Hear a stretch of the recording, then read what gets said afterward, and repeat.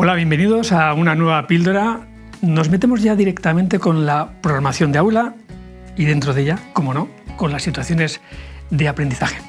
Pero quisiera recordar un poquito el esquema previo de donde veníamos para entender cómo hemos llegado hasta aquí. A nivel de etapa, fundamentalmente como elementos curriculares teníamos las competencias clave y los descriptores que las concretaban. No nos olvidemos, están los objetivos de la etapa en infantil, en primaria, en secundaria, claro que sí, y ese perfil de salida que construíamos con los descriptores operativos de cada competencia. Pero cuando ya íbamos a la etapa, en cada una de las asignaturas, ya nos manejábamos con un elemento un poquito más cercano, aquellas competencias específicas de cada una de las áreas o materias que se concretaban en nuestra programación de aula a través de los criterios de evaluación como concreción de las competencias específicas y los saberes básicos que tenían la misión de apoyar precisamente los aprendizajes recogidos en esos saberes. Y cuando estamos aquí, precisamente nos van a surgir los elementos que hoy nos interesan, las situaciones de aprendizaje. La mirada, donde decíamos en una de las primeras píldoras que la situábamos, aquí abajo. Lo de arriba lo proporciona la propia administración, confiemos en ella. El recorrido estará bien hecho, supongamos que sí, ¿verdad? ¿Qué es lo que a mí realmente me interesa en el día a día para trabajar? Me interesan los criterios y saberes, porque a través de ellos yo puedo construir mis unidades didácticas, mis proyectos, mis situaciones de aprendizaje. Decía Benjamin Franklin, dime y olvido. Enséñame y a lo mejor hasta recuerdo. Involúcrame y aprenderé. Y cuando hablamos de situaciones de aprendizaje estamos hablando precisamente de eso, de involucrar a nuestro alumnado en el aprendizaje, de manera que ese aprendizaje sea sólido, permanezca. Hay muchos posibles vagones en este trenecito de las situaciones de aprendizaje que nos pueden permitir trabajar según nos está planteando e invitando la propia normativa en estos momentos. Podemos trabajar situaciones de aprendizaje en un contexto de unidad, en un contexto de proyectos, ¿son lo mismo, no son lo mismo?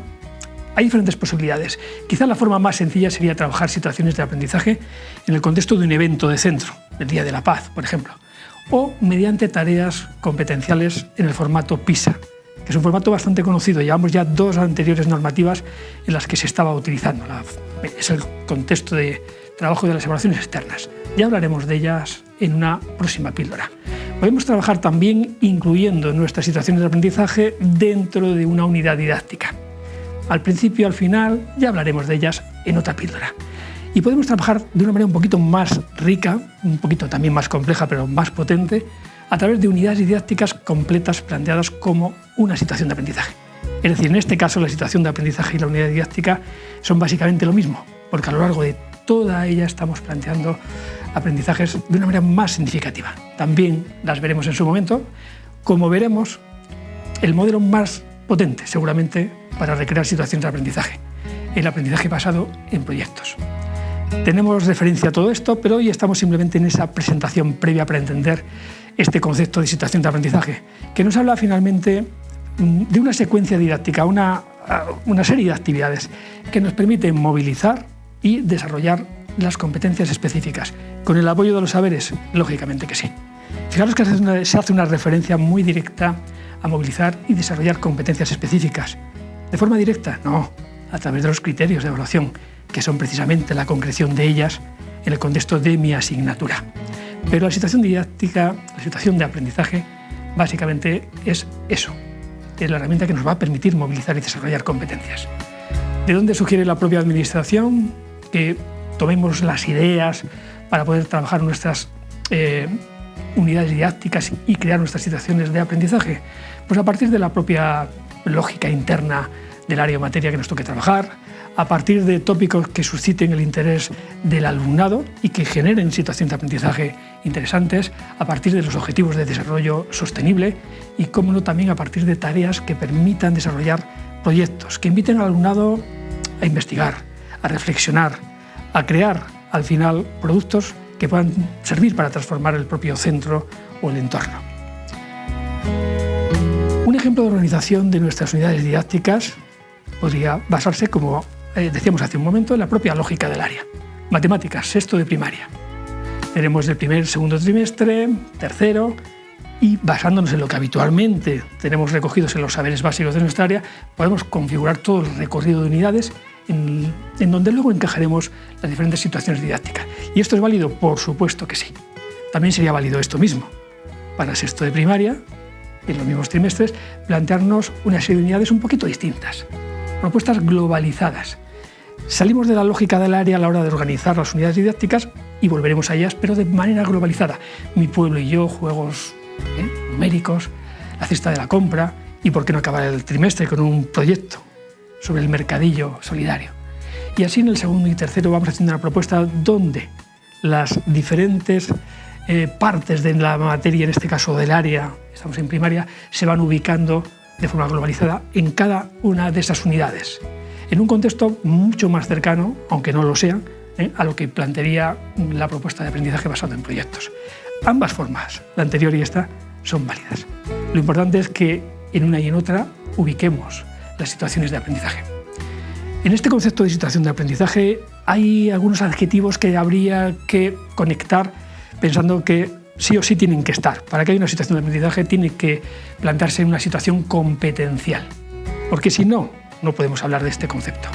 Si hablamos de una situación que moviliza y desarrolla competencias, lógicamente tendrá que ser una propuesta contextualizada a partir de un contexto significativo, funcional, motivante y además en esa forma de trabajo plantearnos que no es una opción el trabajar sin incluir el diseño universal del aprendizaje, sin plantear una propuesta que realmente sea inclusiva y que abarque, por tanto, a toda la diversidad de nuestro grupo, a todas las diversidades de nuestro grupo que se ajustan precisamente a cada una de las personas de ese grupo.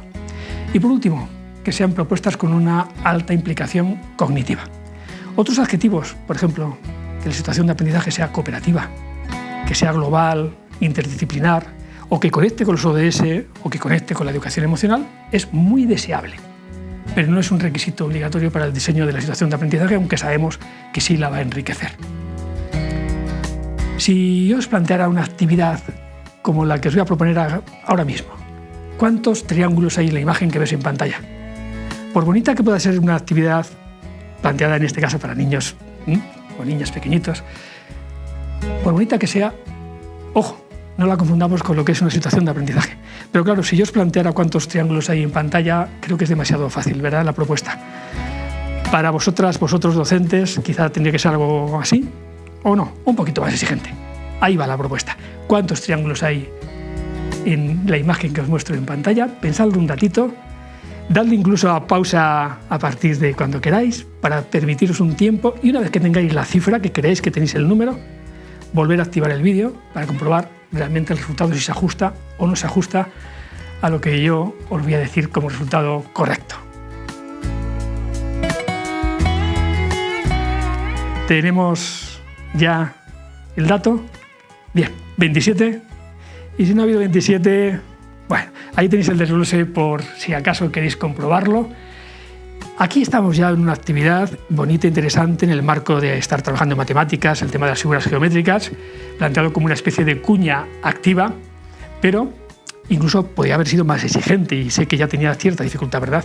Añadir 2 líneas, bastaría con eso para que ahora la cosa se hiciera bastante más compleja, porque solamente con estas 2 líneas, 28 nuevos triángulos, además de los anteriores, emergen.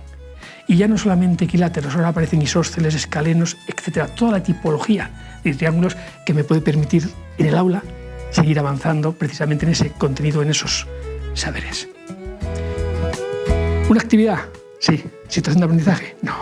Esta es una actividad que podemos enmarcar en el contexto de una situación de aprendizaje, pero no confundamos una actividad, por bonita que sea, con una situación de aprendizaje. Los requisitos, como hemos visto, son más exigentes. Si os parece, nos vemos en la siguiente píldora, donde vamos a centrarnos en aquellas situaciones de aprendizaje más sencillas, las que tienen que ver con las tareas competenciales en formato PISA. Nos vemos.